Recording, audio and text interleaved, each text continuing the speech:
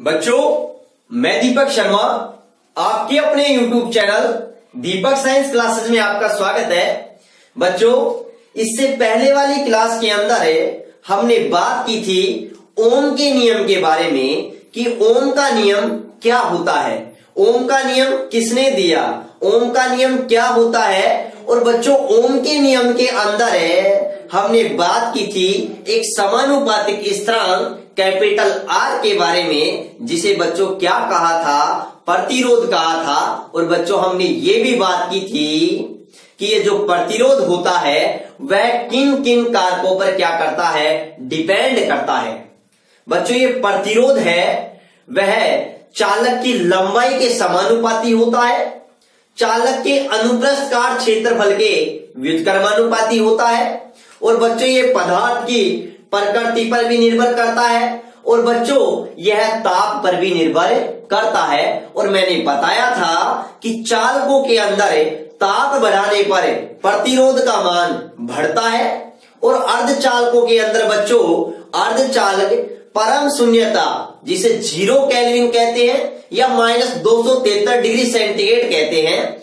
तो बच्चों, अर्धचालक परम शून्य ताप पर तो वैद्युत के पूर्णतः कुचालक होते हैं, लेकिन अर्धचालकों में ताप बढ़ाने पर विद्युत धारा का क्या होता है, प्रवाह होता है, क्योंकि प्रतिरोध का मान कम हो जाता है। तो ये बात ध्यान रखना। इससे पहले वाले क्लास के अंदर मैंने डिटेल से बात की थी, अगर वो आपने नहीं देखी है तो उसका डिस्क्रिप्शन में मैंने लिंक दे रखा है, आप वहां से देखिएगा। और बच्चों, मैंने डिस्क्रिप्शन में ही नोट्स के लिए जो पीडीएफ फाइल है वो भी अवेलेबल करा रखी है, ठीक है ना, वहां से आप डाउनलोड कर सकते हो, ठीक है बच्चों। और बच्चों, अगर क्लास पसंद आ रही है तो ज्यादा से ज्यादा लाइक करें, अपने फ्रेंड सर्कल में शेयर कीजिए, चैनल को सब्सक्राइब करना बिल्कुल ना भूलिए और हाँ, उस बेल आइकन को जरूर दबा लें ताकि जैसे ही क्लास आए आपको तुरंत नोटिफिकेशन मिल जाए, ठीक है बच्चों। तो आज हम इस क्लास में बात करने वाले हैं प्रतिरोधों के संयोजन के बारे में, कि प्रतिरोधों का जो संयोजन होता है वो क्या होता है, ठीक है बच्चों। तो देखो, जो बच्चों प्रतिरोध होता है उसको जो विद्युत परिपथ होता है, इलेक्ट्रिक सर्किट होता है, उसके अंदर 2 प्रकार से संयोजित किया जा सकता है। कैसे, कौन कौन से प्रकार हैं? तो बच्चों में पहला प्रकार है हमारे पास में श्रेणी क्रम संयोजन। कौन सा आता है बच्चों? श्रेणी क्रम संयोजन। तो एक तो बच्चों हम श्रेणी क्रम संयोजन, एक तो हम प्रतिरोधों को श्रेणी क्रम के रूप में संयोजित कर सकते हैं और दूसरा बच्चों हमें समांतर या पार्श्वीय क्रम में क्या कर सकते हैं बच्चों, संयोजन कर सकते हैं या उसका संयोजित कर सकते हैं, संयोजन कर सकते हैं। अब आप कहोगे सर कि पार्श्वीय क्रम और श्रेणी क्रम संयोजन क्या होते हैं, किस प्रकार से संयोजित करते हैं? तो बच्चों, पहली बात तो मैंने इससे पहले वाली क्लास में बताई थी कि प्रतिरोध को इंग्लिश में क्या कहते हैं, रेसिस्टेंस।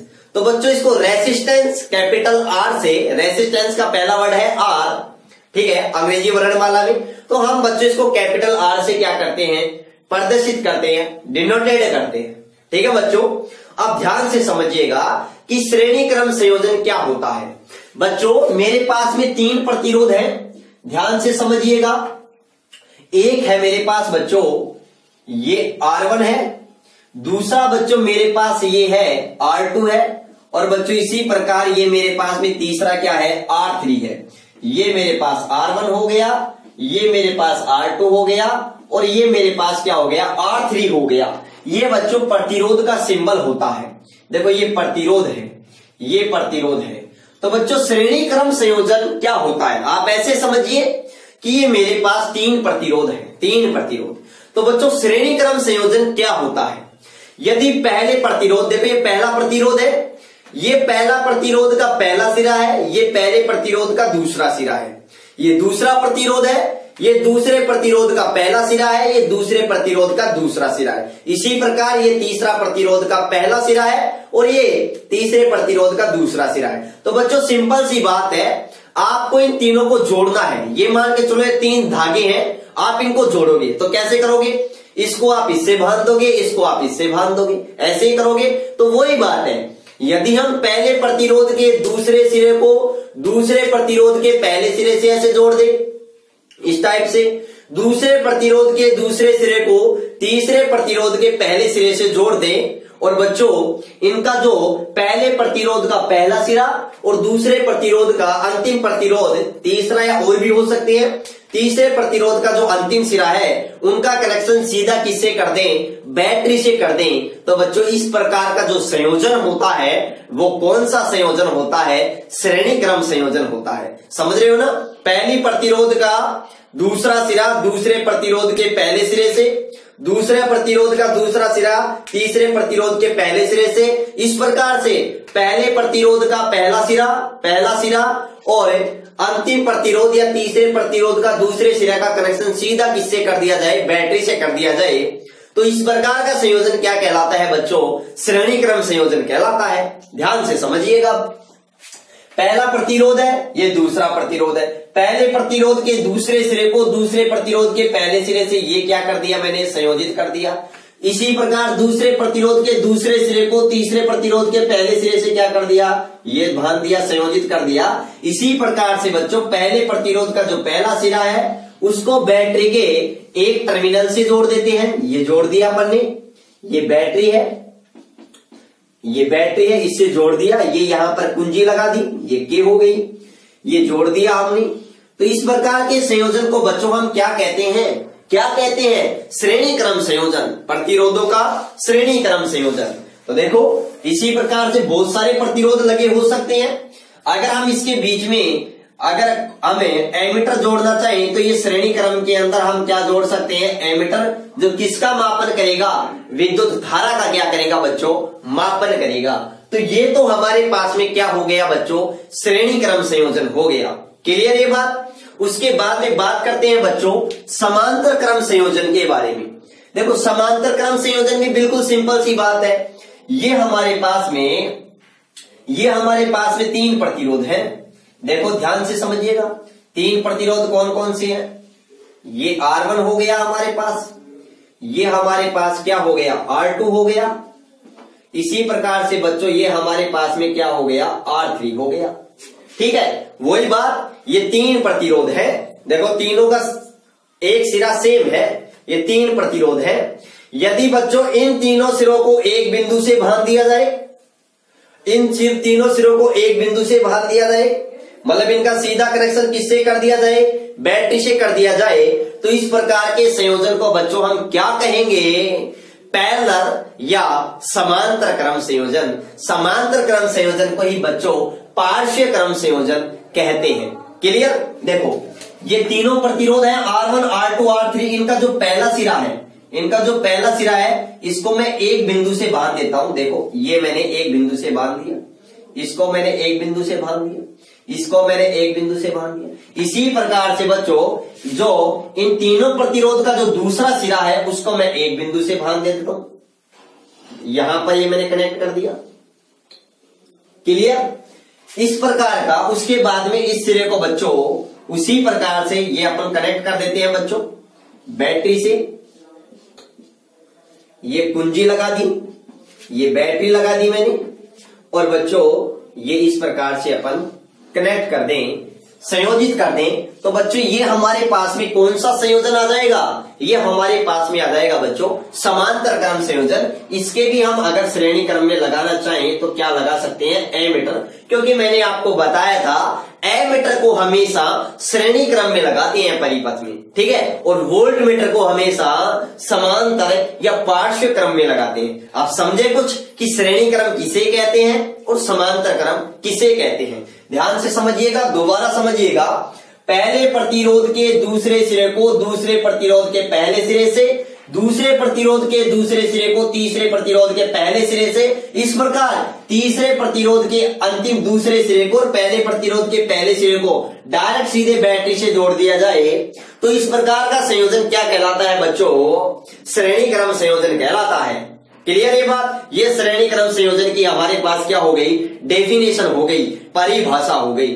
ठीक है, वैसे हम बीच में एमीटर और कुंजी भी जोड़ सकते हैं, कोई दिक्कत नहीं है। इस प्रकार से यदि तीनों प्रतिरोध के पहले सिरों को बैटरी के एक बिंदु से जोड़ दिया जाए और तीनों प्रतिरोध के दूसरे सिरे को बैटरी के एक दूसरे बिंदु से जोड़ दिया जाए, तो इस प्रकार का संयोजन क्या कहलाता है बच्चों? समांतर या पार्श्व क्रम संयोजन कहलाता है।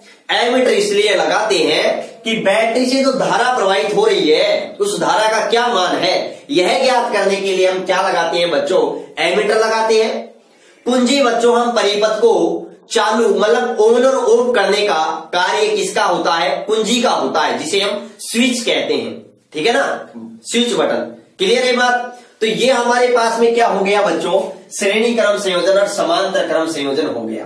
अब ध्यान से समझिएगा क्या क्या बातें हैं, एक एक बात को बड़े ध्यान से समझिएगा बच्चों। जो श्रेणी क्रम संयोजन होता है, श्रेणी क्रम संयोजन, उस श्रेणी क्रम संयोजन में जो धारा का मान क्या होता है? समान होता है। तो आप ये भी लिख सकते हो, प्रतिरोधों का ऐसा संयोजन है जिसमें धारा का मान क्या हो? समान हो, उसे हम क्या कहते हैं? श्रेणी क्रम कहते हैं। और प्रतिरोधों का ऐसा संयोजन है जिसमें प्रत्येक प्रतिरोध में प्रवाहित होने वाली धारा का मान क्या हो? अलग अलग हो, उसे बच्चों हम क्या कहते हैं? समांतर या पार्श्व क्रम संयोजन कहते हैं। ऐसे भी डेफिनेशन आप दे सकते हो। क्लियर? अब देखो, जो श्रेणी क्रम संयोजन होता है बच्चों, उसमें जो धारा होती है, धारा, उस धारा का मान क्या होता है? समान। धारा का मान बच्चों क्या होता है? समान होता है। क्या होता है? समान होता है। जबकि जो समांतर क्रम संयोजन होता है प्रतिरोधों का, इसमें बच्चों धारा का मान क्या होता है? अलग अलग होता है। क्या होता है? अलग अलग होता है। तो धारा का मान बच्चों यहां पर क्या होता है? अलग अलग होता है। क्या होता है? अलग अलग होता है। ध्यान से समझिएगा, यदि श्रेणी क्रम संयोजन में बैटरी से यहां आई धारा जा रही है तो R1 में भी आई होगी, R2 में भी वो आई होगी, R3 में भी वो आई होगी, एमीटर में भी वो बच्चों क्या आएगी? आई। तो ये हमारे पास में धारा को कितनी प्रवाहित होगी? आई प्रवाहित होगी। मतलब यहां पर जो धारा होगी उस धारा का मान क्या होगा बच्चों? समान होगा। ये बड़े काम की बात है। जबकि यहां पर जो धारा का मान होगा वो क्या होगा बच्चों? अलग अलग होगा। ध्यान से समझिएगा कि धारा का मान अलग अलग कैसे होगा। जैसे यहां से बैटरी है, इस बैटरी से आई धारा प्रवाहित हुई, यहां पर भी आपको आई मिलेगी, लेकिन ये प्रतिरोध अलग अलग हैं। तीनों प्रतिरोध है, ये प्रतिरोध अलग अलग है, समांतर क्रम में जुड़े हैं, तो यहां पर धारा का डिवाइडेशन हो जाएगा। इसमें अगर ये R1 प्रतिरोध है तो मान लिया I1 धारा जा रही है, इसमें I2 जा रही है, इसमें क्या जा रही है? I3। इस प्रकार से बच्चों यहां पर I1, I2, I3 आएगी और यहां पर मिक्स करके वो क्या हो जाएगी? I। मतलब ये I है, ये I1, I2, I3 का क्या है बच्चों? योग है, योग है। और वापस हमको कितनी धारा प्राप्त होगी? यहां पर I धारा प्राप्त होगी। तो मतलब समांतर क्रम संयोजन होता है, उसमें जो धारा का मान होता है वो बच्चों क्या होता है? अलग अलग होता है। ये बात आपको अच्छी तरीके से क्या होनी चाहिए? क्लियर। आप कहोगे सर किस प्रतिरोध में कितनी धारा प्रवाहित होगी? बच्चों रुकिए जरा, हम सारी बात करने वाले हैं। ठीक है, उसके बाद में दूसरा बिंदु हमारे पास में आता है कि जो श्रेणी क्रम संयोजन होता है उसमें जो विभवांतर होता है, उस विभवांतर का मान क्या होता है बच्चों? अलग अलग होता है। क्या होता है? अलग अलग। तो ये बात ध्यान रखिएगा कि विभवांतर का मान क्या होता है बच्चों? अलग अलग होता है। धारा का मान समान है तो विभवांतर का मान बच्चों क्या होता है? अलग अलग होता है। और जबकि यहां पर विभवांतर का मान बच्चों क्या होता है? समान होता है। क्या होता है?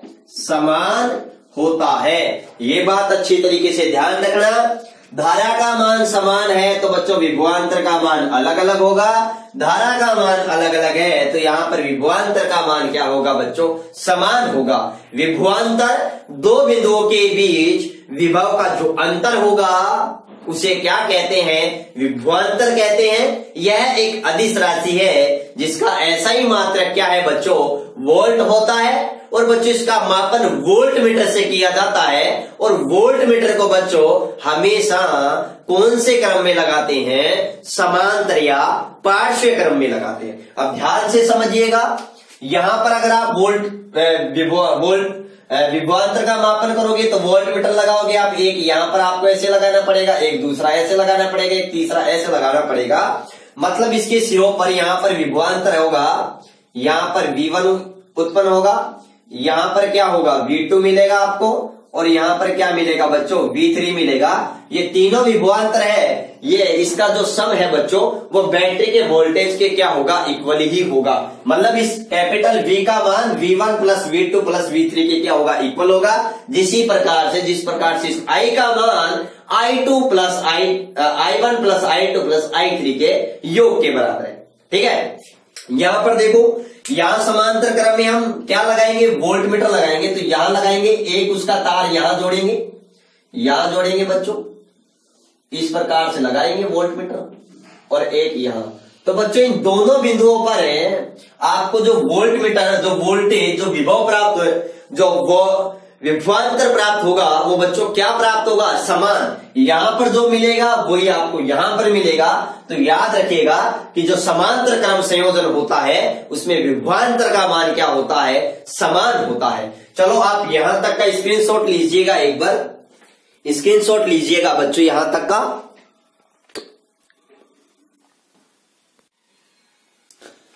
चलो स्क्रीनशॉट ले लिया होगा। अब बात करते हैं बच्चों इनके तुल्य प्रतिरोधों के बारे में, कि जो तुल्य प्रतिरोध होगा श्रेणी क्रम संयोजन में क्या होता है और समांतर क्रम संयोजन में क्या होता है। ये जो प्रतिरोधों का संयोजन है इनके बेसिक जानकारी प्राप्त कर रहे हैं हम, क्योंकि ये सिलेबस से हटा दिया गया है। तो हमारे एग्जाम इनकी डेरिवेशन वगैरह नहीं पूछी जाएगी, लेकिन बच्चों इनका नॉलेज होना बेसिकली हमें बहुत ही जरूरी है। ठीक है, क्योंकि 12th पास करने के बाद में हम कोई ना कोई कॉम्पिटिटिव एग्जाम की तैयारी जरूर करेंगे, और वहां पर हमें प्रत्येक चीजें अच्छे से आनी चाहिए, वो भी 12th लेवल की। 10th लेवल से काम चलने वाला नहीं है। ठीक है ना बच्चों। अब देखिएगा कि जो श्रेणी क्रम संयोजन होता है बच्चों, उस श्रेणी क्रम संयोजन के अंदर जो हमारे पास में जो तुल्य प्रतिरोध होता है उसका जो मान होता है वो कितना होता है। ध्यान से देखिएगा, जो श्रेणी क्रम संयोजन होता है उसमें जो तुल्य प्रतिरोध होता है उसका जो मान होता है वो परिपथ में लगे जितनी भी प्रतिरोध लगे हुए हैं, श्रेणी क्रम संयोजन में जो तुल्य प्रतिरोध का मान होता है वो परिपथ में जितने भी प्रतिरोध लगे हुए हैं उन सभी प्रतिरोध के योगफल के बच्चों क्या होता है बराबर होता है। तो ये हमारे पास में श्रेणी क्रम संयोजन में जो तुल्य प्रतिरोध होता है, जिसे हम कुल प्रतिरोध, परिपथ का कुल प्रतिरोध भी कहते हैं, उसका फॉर्मूला बच्चों हमारे पास में ये होता है। जबकि समांतर क्रम संयोजन होता है उसमें जो तुल्य प्रतिरोध होता है उस तुल्य प्रतिरोध का जो व्युत्क्रम मान है R तुल्य, वो किसके इक्वल होता है बच्चों, परिपथ में जितने भी प्रतिरोध लग रहे हैं उन सभी प्रतिरोध के व्युत्क्रम मान के। व्युत्क्रम जैसे R है, इस R का व्युत्क्रम करेंगे तो 1/R, 1/R2, 1/R3, सभी प्रतिरोधों के व्युत्क्रम मान के योगफल के क्या होता है बच्चों बराबर होता है। तो ध्यान से समझिएगा मैं क्या कह रहा हूं। मैं ये बात बोल रहा हूं कि जो श्रेणी क्रम संयोजन होता है उस श्रेणी क्रम संयोजन में परिपथ का तुल्य प्रतिरोध, जिसे हम परिपथ का कुल प्रतिरोध भी कहते हैं, उस परिपथ का जो कुल प्रतिरोध होता है वह परिपथ में लगे सभी प्रतिरोधों के योगफल के क्या होता है बच्चों बराबर होता है। तो परिपथ में 3 प्रतिरोध लग रहे हैं तो तीनों प्रतिरोधों के योगफल के क्या है इक्वल है श्रेणी क्रम संयोजन में तुल्य प्रतिरोध का मान। जबकि समांतर क्रम संयोजन है, उस समांतर क्रम संयोजन में तुल्य प्रतिरोध का व्युत्क्रम मान, इसका मतलब 1/R तुल्य, समझ रहे हो ना। 1/R तुल्य क्या है, तुल्य प्रतिरोध का व्युत्क्रम मान। परिपथ में लगे सभी प्रतिरोधों के व्युत्क्रम मान के योगफल के क्या होता है बराबर होता है। ये बात क्लियर होनी चाहिए।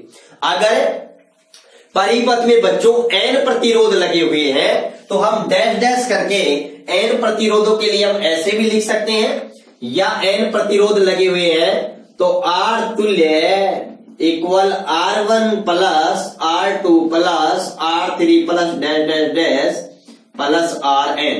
इस प्रकार से भी लिख सकते हैं यदि परिपथ में कितने प्रतिरोध लगे हैं, n प्रतिरोध लगे हैं। और यहां पर हम कैसे लिख सकते हैं बच्चों, यहां पर हम लिख सकते हैं 1/R तुल्य equal 1/R1 plus 1/R2 dash dash dash 1/Rn। ठीक है बच्चों, इस प्रकार से हम अगर परिपथ में n प्रतिरोध लगे हुए हैं तो हम इस प्रकार से मान ज्ञात कर सकते हैं। ये बात क्लियर होनी चाहिए, अच्छे से क्लियर होनी चाहिए। ठीक है, अब ध्यान से समझिएगा, बिल्कुल ध्यान से समझिएगा बच्चों। अब क्या है, अब एक नई कंडीशन लगाते हैं हम यहां पर। वो कंडीशन क्या लगाते हैं, यदि समान प्रतिरोध कैपिटल R के, यदि समान प्रतिरोध कैपिटल R के स्मॉल n प्रतिरोधों को अगर श्रेणी क्रम में लगाते हैं, जैसे समान प्रतिरोध है R, इन सभी का प्रतिरोध क्या है RR मान लिया, और ऐसे कितने प्रतिरोध लगे हुए हैं, मान लिया n प्रतिरोध लगे हुए हैं, तो जो परिपथ होगा उसका जो तुल्य प्रतिरोध होगा वो हम कैसे ज्ञात करेंगे। हम ज्ञात तो इस फॉर्मूले से भी कर सकते हैं, लेकिन बच्चों इस फॉर्मूले से ज्ञात करेंगे तो वो लंबा हो जाएगा। जैसे मैं कहूं कि 3 3 3, तो क्यों नहीं आप कहोगे, यहां रखोगे 3 + 3 + 3, तो क्या होगा आपके पास 3 3 3 9 हो जाएगा। ठीक है, यहां पर सोल्व करोगे 1/3 1/3 1/3, फिर लघुत्तम लोगे 3, फिर सोल्व करोगे, ऐसे इस टाइप से सोल्व करोगे, समझ रहे हो ना, तो लंबा हो जाता है। तो उसका एक शॉर्टकट मेथड है, यहां से कंडीशन लगा करके मैं उसको जनरेट करूंगा कि वो कैसे आया। ठीक है, अब ध्यान से समझिएगा पहले। चलो मैं इसको यहां से क्लीन कर देता हूं। ठीक है, यहां से देखिएगा,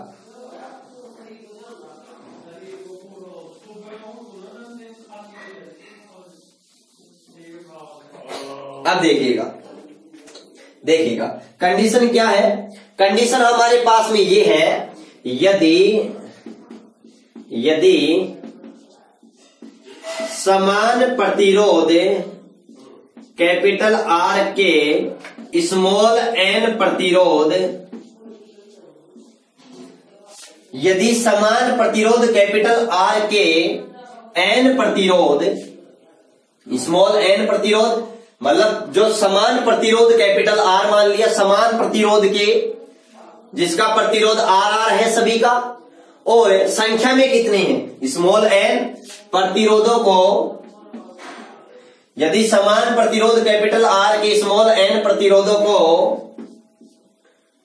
श्रेणी क्रम में जोड़ा जाए, कौन से क्रम में, श्रेणी क्रम में जोड़ा जाए,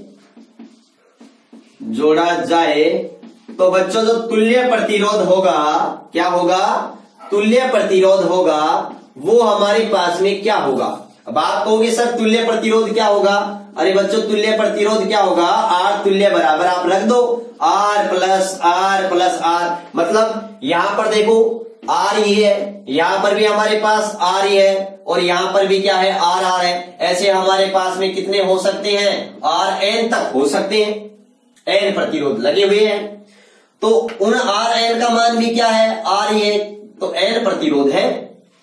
समान ओम के, कैपिटल R समान ओम के कितने प्रतिरोध जुड़े हैं, स्मॉल n, कौन से क्रम में, श्रेणी क्रम में, तो R कहां तक लिखोगे आप, n तक। तो क्यों नहीं आप एक बार आप डायरेक्टली ऐसे लिख सकते हो, कितनी बार है बच्चों, n बार है, क्योंकि n प्रतिरोध जुड़े हैं तो n बार है। इसका मतलब आप ये करो ना, एक प्रतिरोध को ही n से क्या कर दो बच्चों, मल्टीप्लाई कर दो, तो हमारे पास में क्या आ जाएगा, तुल्य प्रतिरोध आ जाएगा। क्या आ जाएगा, तुल्य प्रतिरोध। जैसे मैं आपको कहूं कि यहां पर इसका मान भी 2 ओम है, यहां पर भी, जैसे मैं कहूं, देखो ध्यान से समझिएगा क्वेश्चन, जैसे मैं आपको कहूं कि 2 ओम के 10 प्रतिरोध, 2 ओम के 10 प्रतिरोध श्रेणी क्रम में जुड़े हुए हैं, तो तुल्य प्रतिरोध का मान क्या होगा। तो आप कैसे नहीं रखना, 2 + 2 + 2 + 2 + 10 बार ऐसे नहीं लिखना, 10 दूनी 20 सीधा आ गया। कितने प्रतिरोध हैं, 10, कितना ओम का है एक प्रतिरोध, 2, तो 10 दूनी 20 ओम, ये सीधा का सीधा आंसर आ गया। क्लियर, तो ये बात क्लियर होनी चाहिए हमें, ठीक है ना। दूसरी बात, इसी प्रकार से सेम कंडीशन हम यही लगाते हैं, वही कंडीशन है। यदि समान प्रतिरोध कैपिटल आर के स्मॉल एन प्रतिरोधों को कौन से क्रम में, समांतर क्रम में जोड़ने पर तुल्य प्रतिरोध जो तुल्य प्रतिरोध होगा वो क्या होगा हमारे पास में। तो ध्यान से समझिएगा बच्चों, वही बात है, R1 का मान भी R हो गया, R2 का मान भी R हो गया, R3 का मान भी R हो गया, और कहां तक है, N तक है। कितने प्रतिरोध जुड़े हैं, स्मॉल n जुड़े हुए हैं। तो क्या होगा बच्चों हमारे पास में 1/R तुल्य equal 1/R plus 1/R plus, ठीक है, डैश डैश करते जाएंगे कि कहां तक है, n बार। तो बच्चों क्यों नहीं इस n से 1/R को हम सीधा किससे मल्टीप्लाई कर दें, n से मल्टीप्लाई कर दें। तो सीधा हम ऐसा ही लिख देना कि 1/R इंटू n, मतलब क्या हो जाएगा, n/R। लेकिन बच्चों ये हमारे पास में क्या आया है, 1/R तुल्य आया है, तुल्य प्रतिरोध नहीं आया। तो बच्चों तुल्य प्रतिरोध ज्ञात करेंगे तो कैसे ज्ञात करेंगे, तो यहां पर वज्र गुणा करेंगे तो तुल्य प्रतिरोध बच्चों हमारे पास में क्या आ जाएगा, R/n आ जाएगा। ये प्रतिरोध आ जाएगा तुल्य प्रतिरोध, ठीक है ना। इसी प्रकार से यहां सोल्व करने के बाद में यह तो 1/R तुल्य का मान आएगा, तो हमें R केवल 1/R तुल्य का नहीं, केवल R तुल्य का मान निकालना है, वज्र गुणा कर देंगे हम, ठीक है। तो ये बच्चों ये कॉन्सेप्ट बड़ा ही इंपॉर्टेंट है। अब आप कहोगे कैसे, देखो ध्यान से समझिएगा। मैंने कहा कि 2 ओम के कितने प्रतिरोध, 10 प्रतिरोध को श्रेणी क्रम में जोड़ा गया। कौन से क्रम में, श्रेणी क्रम में। तो श्रेणी क्रम में सीधा आ गया कितने, 10। कितना, एक प्रतिरोध कितना ओम का, 2 ओम का। तो 10 दूनी क्या हो गई बच्चों, 20 ओम, ठीक है। ये R तुल्य का मान आ गया। समांतर क्रम में जोड़ोगे तो देखो एक प्रतिरोध क्या है बच्चों, एक प्रतिरोध, यहां पर ध्यान से समझिएगा, एक प्रतिरोध का 2 ओम का है, कितने प्रतिरोध है, 10। तो देखो प्रतिरोध R समान है तो ये तो 2 ओम आ गया।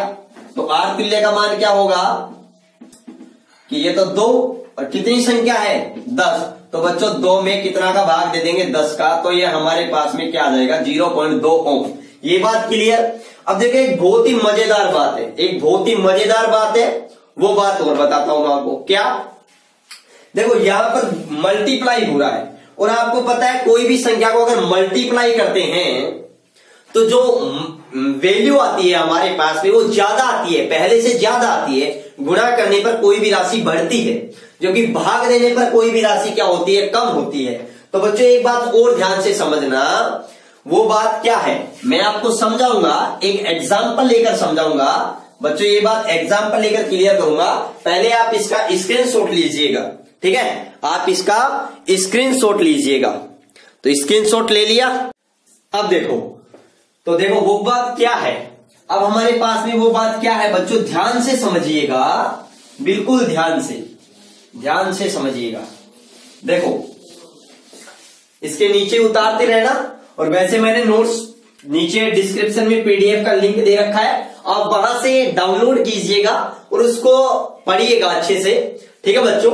अब देखो ध्यान से यहां पर देखिएगा क्या है, वो पॉइंट क्या है। देखो बच्चों वो जो पॉइंट है ना, वो हमारे बहुत छोटे छोटे बारीक से क्वेश्चन हमें सोल्व करवा देने में बहुत मदद करेगा, और वो भी बच्चों बिना पेन चलाए ही कॉपी पर, ठीक है ना। देखो कैसे, ऑब्जेक्टिव टाइप पर बेहतरीन ट्रिक है।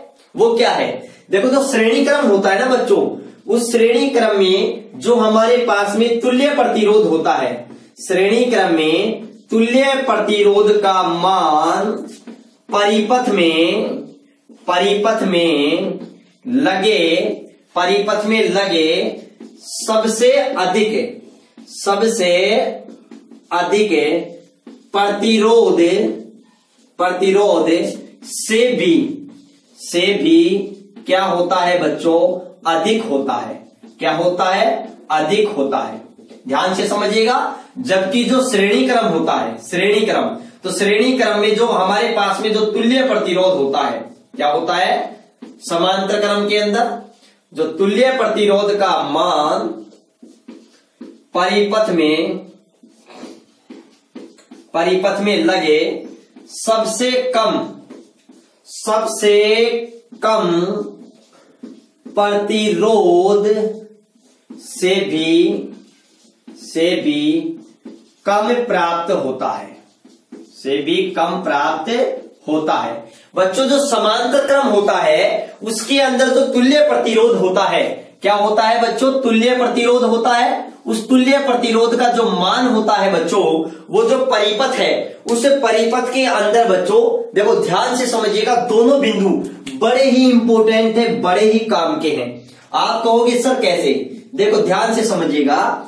पहले श्रेणी क्रम समझिएगा। श्रेणी क्रम में जो तुल्य प्रतिरोध का मान आता है बच्चों, तुल्य प्रतिरोध का मान वो परिपथ में लगे सबसे अधिक प्रतिरोध से भी क्या प्राप्त होता है बच्चों, अधिक प्राप्त होता है। सबसे अधिक प्रतिरोध से भी क्या प्राप्त होता है, अधिक प्राप्त होता है। जबकि जो समांतर क्रम है हमारे पास में, उस समांतर क्रम में जो तुल्य प्रतिरोध है वो बच्चों परिपथ में लगे सबसे कम प्रतिरोध से भी क्या प्राप्त होता है, कम प्राप्त होता है। तो श्रेणी का समांतर क्रम होता है, इसके अंदर तुल्य प्रतिरोध का मान कम प्राप्त होने के कारण याद रखना बच्चों, घरों में विद्युत का संयोजन होता है वो कौन से क्रम में होता है, समांतर और पार्श्व क्रम में ही होता है। ठीक है ना, समांतर कहूं या पार्श्व क्रम। अब एक एग्जाम्पल की मदद से समझिए। आपको मैंने आपको ये कहा कि मान लिया यहां पर मेरे पास 1 ओम है, यहां पर 2 ओम का प्रतिरोध है, यहां पर 3 ओम का प्रतिरोध है। तो बच्चों यहां पर जो श्रेणी क्रम है, इस श्रेणी क्रम के अंदर बच्चों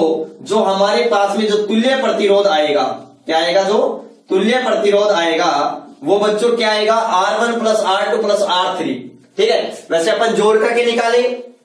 आपको देखो 1 2 3, तो यहां पर एक बात तो क्लियर है, अगर ये हमारे पास में कौन से क्रम में जुड़े हुए हैं, अगर ये श्रेणी क्रम में जुड़े हुए हैं तो इनका जो आंसर आएगा वो 3 से ज्यादा आएगा। मतलब समान श्रेणी क्रम संयोजन में जो तुल्य प्रतिरोध का मान होता है वो परिपथ में सबसे अधिक प्रतिरोध किसका है, 3 का है, तो आंसर 3 से ज्यादा आएगा। अगर मैं बच्चों इसी को ही कौन से क्रम में संयोजित करूं बच्चों, अगर मैं समांतर क्रम में संयोजित करूं तो समांतर क्रम में जो तुल्य प्रतिरोध का मान होगा वो सबसे कम प्रतिरोध से भी क्या आएगा, कम आएगा, 1 से भी कम आएगा। इसका आंसर सोल्व करके देख लो। यहां सोल्व करते हैं तो 1 प्लस 2 प्लस 3 क्या आएगा, 6 ओम आ गया हमारे पास। लेकिन यहां पर क्या आएगा, 1 से भी कम आएगा।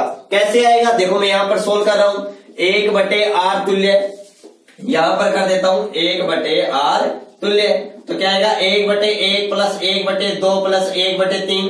यहां पर हमने लघुत्तम कितना लिया, 3, हमने 6 ले लिया। यहां पर 1 2 3 का लघुत्तम 6 होता है, तो यहां पर क्या जाएगा 6 प्लस कितना जाएगा 3 प्लस 2, तो 11/6। तो बच्चों 1/R तुल्य का मान आया 11/6। तो बच्चों हमारे पास में जो R तुल्य का मान आएगा, R तुल्य का जो मान आएगा वो कितना आएगा, 6/11। भाग नहीं जा रहा, दशमलव लगा ली, 0 उतार ली, 11 पंजू 55, कितने बच गए 5, 0 उतार ली, 11 चौक 44, कितने बच गए 6, 11 पंजू 55। तो देखो 0.54, बोलो 1 से भी तो क्या आ रहा है, कम आ रहा है, 1 से भी क्या आ रहा है बच्चों, कम है। हमारे पास में क्या आ रहा है, तुल्य प्रतिरोध आ रहा है। तो देखो जब आपको ऑप्शन दे दिया जाए, आपका ऑप्शन ये है 1 से कम 1 ओम, 3 ओम, 3 ओम से ज्यादा, 3 ओम से ज्यादा। और आपको ये क्वेश्चन दे दे 1 ओम, 2 ओम और 3 ओम के 3 प्रतिरोध है। अगर श्रेणी क्रम में लगाएंगे तो तुल्य प्रतिरोध का मान होगा। अब इसमें सोल्व करने की जरूरत नहीं है, श्रेणी क्रम में जो तुल्य प्रतिरोध का मान होगा वो परिपथ में जो सबसे ज्यादा ओम का जो प्रतिरोध होता है उससे भी ज्यादा होगा, मतलब 3 ओम से ज्यादा होगा। अगर हमें यही क्वेश्चन समांतर में देके पूछे तो समांतर क्रम में जो तुल्य प्रतिरोध का मान होगा वो परिपथ में सबसे कम प्रतिरोध से भी क्या होगा, कम, मतलब एक से भी कम, एक भी नहीं, एक से कम होगा। ये किसके केस में है, समांतर के केस में है, और ये किसके केस में है बच्चों, श्रेणी क्रम के केस में है। बोलो, यहां पर ये ट्रिक बहुत जबरदस्त तरीके से काम आता है और हम तुरंत इसको क्या कर सकते हैं बच्चों, सोल्व कर सकते हैं। तो ये बात भी आप नोट कर लीजिएगा। चलो आप स्क्रीनशॉट ले लीजिएगा इसका, तो स्क्रीनशॉट ले लिया होगा। अब बच्चों मैं आपसे एक और क्वेश्चन के बारे में, इस पर बनने वाले क्वेश्चनों के बारे में बात करता हूं कि श्रेणी क्रम और समांतर क्रम। ध्यान से समझिएगा कि श्रेणी क्रम और समांतर क्रम के अंदर जो हमारे पास में क्वेश्चन बनते हैं वो कैसे बनते हैं, लेकिन हमें कुछ नॉलेज होना चाहिए उनको सोल्व करने का भी, क्योंकि हम भी आने वाले एक भावी अध्यापक होंगे कभी, तो हम भी बच्चों को बेहतरीन तरीके से पढ़ा पाए और कॉम्पिटिटिव एग्जाम के अंदर हम भी एक बेहतरीन प्रदर्शन कर सके। ध्यान से समझिएगा, मैं आपको एक क्वेश्चन दे रहा हूं, वो क्वेश्चन क्या है, देखो हमारे पास में है ये ए बिंदु है, ये ए बिंदु है और यहां पर ये 2 ओम का प्रतिरोध लगा हुआ है। ये हमारे पास में बी बिंदु है, उसके बाद में ये हमारे पास में ऐसे है कुछ, और यहां पर ये 4 ओम का प्रतिरोध लगा हुआ है, यहां पर भी 4 ओम का प्रतिरोध लगा हुआ है। ये बिंदु सी है। तो बच्चों ए और सी बिंदु के बीच में आपको क्या ज्ञात करना है, तुल्य प्रतिरोध ज्ञात करना है। यहां आई धारा है, यहां I1 चली गई, यहां I2 चली गई, यहां पर I आ रही है, कोई दिक्कत नहीं, धारा से कोई मतलब नहीं। आपको ज्ञात करना है इस परिपथ का RAC का जो तुल्य प्रतिरोध है, RAC तुल्य, ए बिंदु से सी बिंदु तक तुल्य प्रतिरोध आपको ज्ञात करना है। बिल्कुल क्लियर है, आपको पता है कि ये दोनों हैं, ये दोनों समांतर क्रम में है आपस में, ये श्रेणी क्रम में है। तो बच्चों समांतर क्रम में जो तुल्य प्रतिरोध का जो मान होता है वो क्या होता है बच्चों, 1/R तुल्य इक्वल 1/R1 प्लस 1/R2। तो लघुत्तम लेते हैं तो क्या आता है बच्चों हमारे पास में R1 R2 R1 R2, लघुत्तम ले लिया तो यहां पर क्या जाएगा 2 और यहां पर क्या जाएगा 1। तो मतलब मैं ये लिख सकता हूं, ये तो 1/R तुल्य का मान है, तो बच्चों हमें R तुल्य का मान निकालना है तो पलट देंगे, ये ऊपर जाएगा तो ये ऊपर, ये नीचे आ जाएगा, मतलब R1 into R2 upon R1 plus R2, ये हमारे पास में फॉर्मूला होगा। अब ध्यान से समझिएगा, ये हमारे पास में कौन से क्रम में है, समांतर क्रम में। तो इसका मतलब देखो, समांतर क्रम में अगर 2 प्रतिरोध लगे हुए हैं तो ऊपर तो दोनों को गुणा कर दो, ऊपर तो दोनों को गुणा कर दो और नीचे दोनों को जोड़ दो, ठीक है ना। शॉर्टकट, बिल्कुल शॉर्ट एंड स्वीट, हम देखते ही आंसर कर देंगे, बिल्कुल शॉर्टकट। अब ये 4 है तो आपको पता है 4 इंटू 4 और 4 4 8, कितना हो गया 16/8 बराबर 2 ओम। तो इनका मान तो क्या हो गया 2 ओम हो गया। रख लो R1, ये हमारे पास में R1 है, ये हमारे पास में R2 है, मल्टीप्लाई करो 4 इंटू 4 16 और 4 प्लस 4 8, 16/8 2 ओम हो गए। तो मतलब ये डायग्राम हमारे पास में कुछ इस तरह का हो जाएगा, कुछ इस तरह का हो जाएगा। और ये सी बिंदु है, ये अब 2 ओम हो गया और ये 2 ओम हो गया। ये बिंदु ए था, ये बी है और ये सी। आपको पता है ए से सी ये दोनों श्रेणी क्रम में है, और श्रेणी क्रम में जो तुल्य प्रतिरोध का मान होगा, अगर मैं RAC तुल्य की बात करूं तो यहां पर क्या हो जाएगा, AB और BC दोनों श्रेणी क्रम में है, तो 2 ओम प्लस 2 ओम, तो बच्चों ये हमारे पास में क्या हो जाएगा 4 ओम प्रतिरोध, इसका राइट आंसर हो जाएगा। ये हमारे पास में क्या हो गया, ये क्वेश्चन क्लियर हो गया, कहीं कोई डाउट वाली बात नहीं है। इस प्रकार से क्वेश्चन होते हैं, बिल्कुल सिंपल होते हैं। चलो आप इसका स्क्रीनशॉट लीजिएगा, इसका स्क्रीनशॉट लीजिएगा। चलो इसका स्क्रीनशॉट ले लिया होगा। अब मैं एक नेक्स्ट क्वेश्चन के बारे में और चर्चा करता हूं, ध्यान से समझिएगा इस क्वेश्चन की ओर कि वो क्वेश्चन क्या है।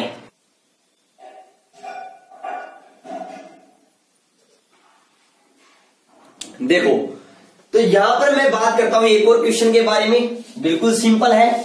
मैंने कहा कि अगर 2 है हमारे पास में तो 2 प्रतिरोध है, समांतर क्रम में जुड़े हैं तो ऊपर गुणा कर देंगे और नीचे क्या कर देंगे बच्चों, ऐड कर देंगे। देखो एक क्वेश्चन और है, बड़ा ही इजी है, ध्यान से समझिएगा। आपको इस पूरे परिपथ का क्या ज्ञात करना है, तुल्य प्रतिरोध ज्ञात करना है। और ये प्रतिरोध मैं इस प्रकार से परिपथ बना रहा हूं, ध्यान से समझिएगा एक एक बात को।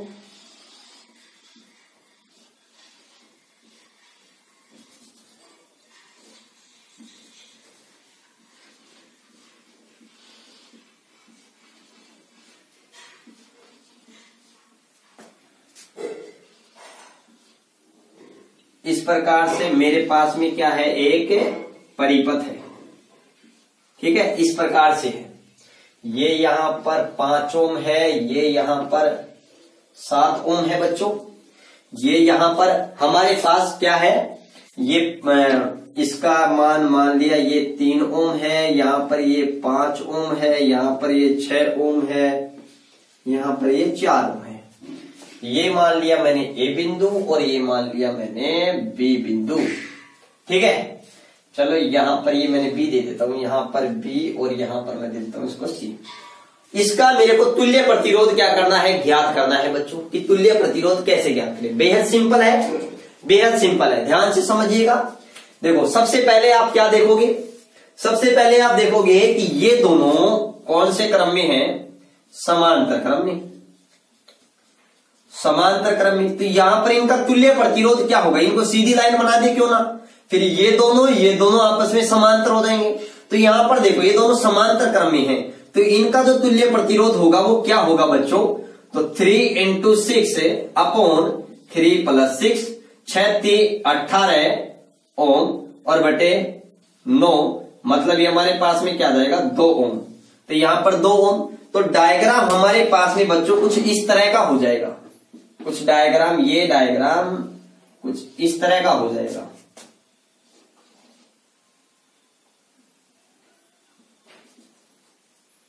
कुछ इस तरह का,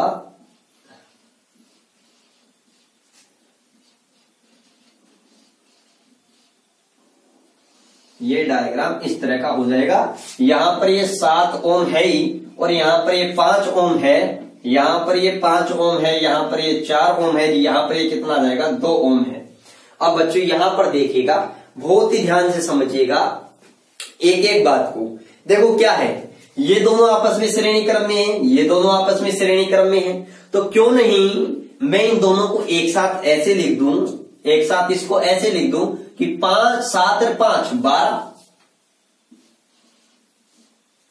ये 12 ओम हो जाएगा। 4 और 2 कितना हो जाएगा बच्चों, 6 ओम। अब ये दोनों आपस में कौन से क्रम में है बच्चों, ये आपस में समांतर क्रम में है। तो समांतर क्रम में है तो वही बात, 12 × 6 और 12 + 6, 12 6 की 72 और 12 और 6 18। तो 18 एकम 18, 18 दूनी 36, 18 × 14, 18 चौके 72 है। मतलब ये कितना ओम प्रतिरोध आगा, 4 ओम प्रतिरोध। तो मतलब अब डायग्राम कैसे बन जाएगा अपना, ध्यान से समझिएगा। ये डायग्राम इस तरीके से हो जाएगा, इस तरीके से, ये ए, ये बी और ये सी, ठीक है, इस तरीके से। यहां पर ये 5 ओम, यहां पर ये 4 ओम। वही बात, इसको बिल्कुल सीधा कर दो। तो अब इसको बिल्कुल सीधा करोगे तो आपके पास ये ऐसा आ जाएगा, ये ए आ जाएगा, यहां पर ये आपका बी आ गया, यहां पर ये आपका 4 ओम आ गया और यहां पर ये 5 ओम आ गया, यहां पर सी। ये दोनों श्रेणी क्रम में है तो कितना आ जाएगा 9 ओम। ये आपके पास क्या आ गया बच्चों, प्रतिरोध आ गया। तो बड़े सिंपल क्वेश्चन होते हैं, फॉर्मूला बेस्ड क्वेश्चन होते हैं, आपको अच्छी तरीके से आना चाहिए और कहीं कोई प्रॉब्लम वाली बात बिल्कुल नहीं होती है, ठीक है ना। तो आज हमने इस क्लास के अंदर पढ़ा कि प्रतिरोधों का जो संयोजन के बारे में पढ़ा, बिल्कुल बेसिकली तरीके से, ज्यादा बिल्कुल गहराई से नहीं गए हम इतने, लेकिन फिर भी हमने हमारे कॉम्पिटिटिव एग्जाम में क्वेश्चन कहां से आते हैं वहां तक हम गए हैं, अच्छे से समझे हैं, ठीक है। क्लास पसंद आई है तो ज्यादा से ज्यादा शेयर करें, लाइक करें, चैनल को सब्सक्राइब करना बिल्कुल ना भूले। हम अगली क्लास में बात करेंगे विशिष्ट प्रतिरोध के बारे में, जिसे प्रतिरोधकता कहते हैं, ठीक है बच्चों। मिलते हैं अपनी अगली क्लास में, तब तक के लिए आप सभी मस्त रहें, स्वस्थ रहें, खुशहाल रहें, तंदुरुस्त रहें, आनंदित रहें, प्रसन्नचित रहें। मैं ईश्वर से कामना करता हूं कि आपको और आपके परिवार को संपूर्ण खुशियां प्रदान करें। मिलते हैं अपनी अगली क्लास में, तब तक आप सभी का धन्यवाद, नमस्कार, बाय बाय।